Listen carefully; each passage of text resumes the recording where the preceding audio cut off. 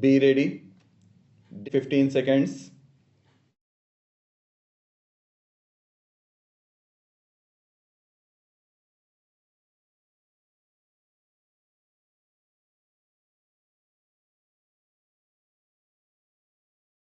Sir, once the very motion which we are discussing today is an economic one. I would confine myself to the economics of it, knowing that economic problems can be solved only by economic solutions and not by political solutions. We are discussing a national issue which is of vital concern to the people. Prices are a national concern, and as legislators, it should be our duty to place the subject above party politics. I believe prices and tempers should not rise simultaneously, at least on the floor of the house. It can happen in the market where prices and tempers rise together. But when tempers cool down, prices do not follow suit. That being the experience of life, let us try to understand the problem rationally, logically, and dispassionately. Let me reiterate today that what we are discussing is the current price situation and not the situation as it prevailed during the previous regime. References to the past are, of course, always necessary in any analysis of the economic forces because economic wisdom is largely retrospective. But let us not be bogged down in mutual recrimination because we want this debate to generate more light than heat. And that I hope that is the desire of everyone participating it, but that has not been the trend so far. When we discuss the trend in the current prices, we have to remember the positive indications. It is a fact that the annual rate of the inflation in terms of the wholesale price index has come down progressively from 22% in January 1986 to 14% in the January 1997 and further to 10% in August 1997. I am afraid I have to give some figures because we have heard distorted figures and I would like to correct the position. In August last year, the wholesale price index had risen by 12% over that of the previous year. But on August this year, it rose only by 6%.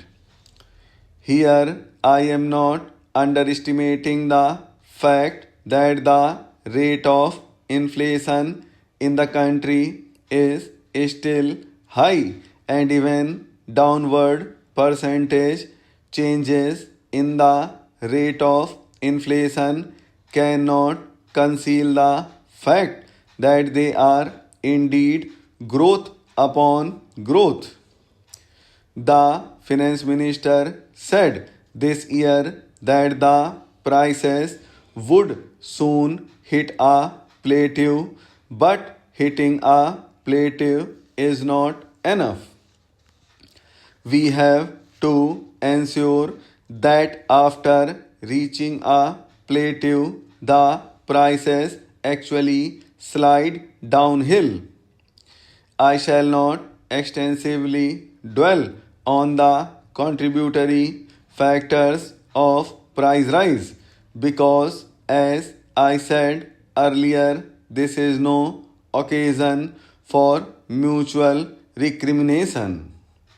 But if one objectively analyzes the factors responsible for the massive price rise, I am sure many of you members sitting in the opposition will agree with me that you cannot evade responsibility for this entirely.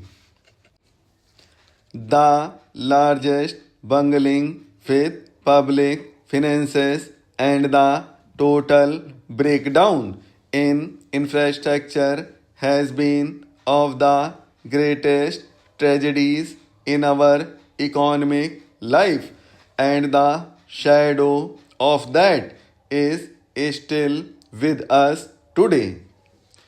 I shall also not go into the global factors such as the progressive rise in the prices of crude and also rise in the prices of other commodities which we have to essentially import. These are factors on which we have little control. However, we must consider the relative weightage of these factors on the general price rise. The changes are already visible during the current financial year. For example, the impact the petroleum price rise on the overall price increase this year stands at 18%, which is slightly less than what it was last year. There has been a substantial fall in the contribution of sugar and gur. It was just about 2% this year in contrast to as high as 39% last year.